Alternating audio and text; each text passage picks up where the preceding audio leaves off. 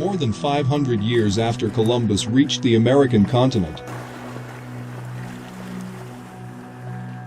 there are still many groups of the continent's original inhabitants that avoid contact and interaction with the foreign world Columbus brought with him. They are called by many different names: isolated tribes, uncontacted tribes, autonomous indigenous peoples, indigenous peoples in voluntary isolation. These are all terms that refer to indigenous peoples who live with little or no contact with other human societies. They do not form part of or even know about nation-states, monetary economy, and the global society. They are not controlled by the rules and regulations of the countries they happen to live within. If people from the world outside approach them, they either fight or flee further into the deep of the forest. They are the world's last truly independent indigenous peoples.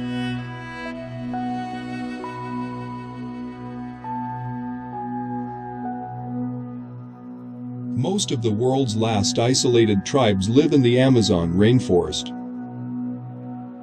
Here, they are documented to still exist in 6 countries, with the vast majority in Brazil and Peru.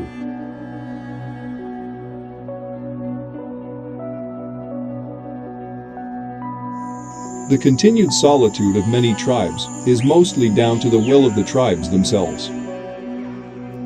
With so many having been wiped out by the actions of outsiders over the years, those who survive fear being discovered due to the threat of violence or perhaps disease. However, being cut off from the rest of the world means they would have no resistance to diseases such as flu. It all means that most observations of uncontacted tribes are now made from a distance.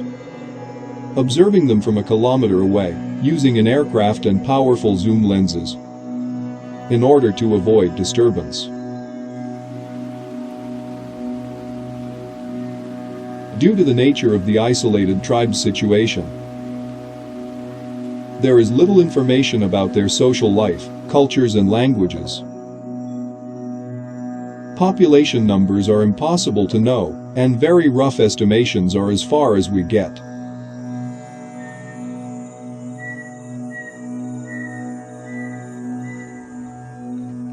The more research we get on the existence of isolated tribes, the more it seems clear there are still quite a few out there we do not even know exist.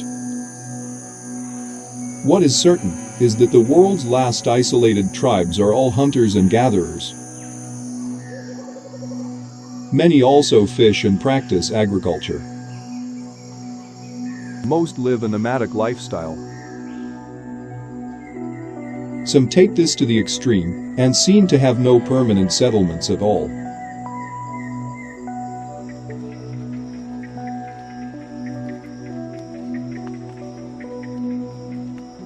Others are semi-nomadic, with more permanent settlements that they live in for longer periods of time before they move to other areas of their territory.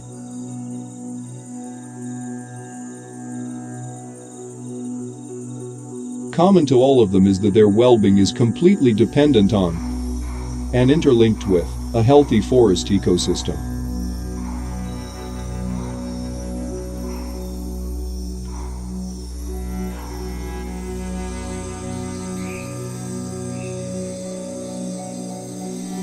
Indigenous tribes have faced threats for generations. They are the most vulnerable peoples on Earth. Roads, industrial agriculture,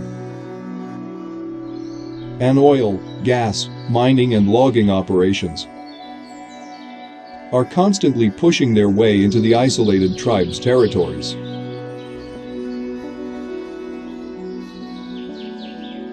The forest is destroyed, and the isolated tribes are forced to flee further into their ever-shrinking home.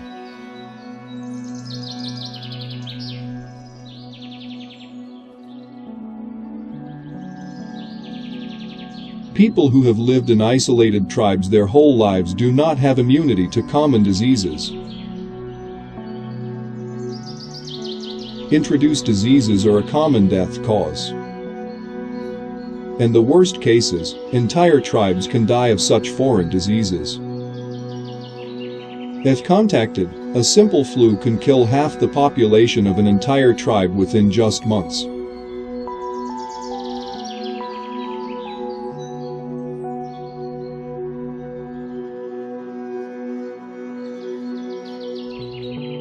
Those who survive the diseases often lose access to their traditional land,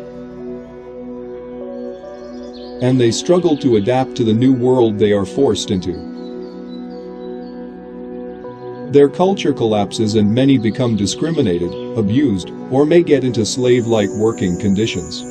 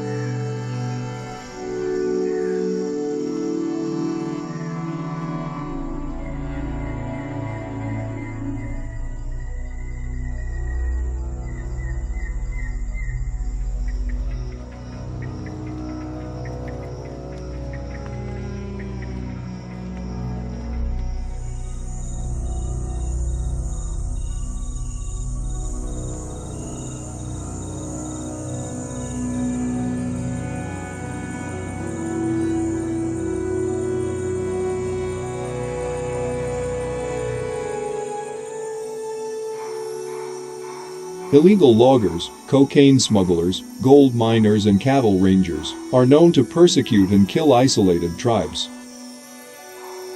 Organized massacres of entire groups of isolated tribes have been reported. Several cases just over the last 30 years.